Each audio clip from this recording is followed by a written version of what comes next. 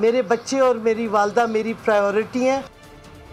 तहरीक-ए-इंसाफ के रहनुमा मुसर्रत जमशेद चीमा और उनके शौहर जमशेद चीमा ने भी पार्टी छोड़ने का फैसला कर लिया। जमशेद चीमा और उनकी अहलिया मुसर्रत जमशेद चीमा के वकील मलिक रियाज की गुफ्तगू में कहना था कि दोनों रहनुमा पीटीआई छोड़ रहे हैं और रिहाई के बाद बाज़ाब्ता ऐलान कर देंगे।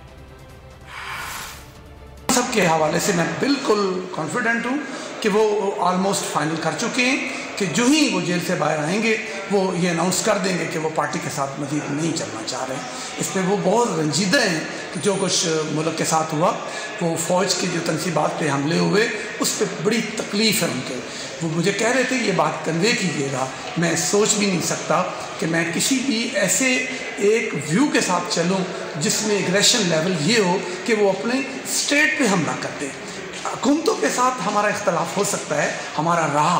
मैंने अपनी ज़िंदगी में खुल के अपनी तकारीर में अपनी जहाँ भी बैठता था ये बात करता था कि हुकूमत से एक के बाद एक रहनुमा का पीटीआई छोड़ने का ऐलान। पीटीआई रहनुमा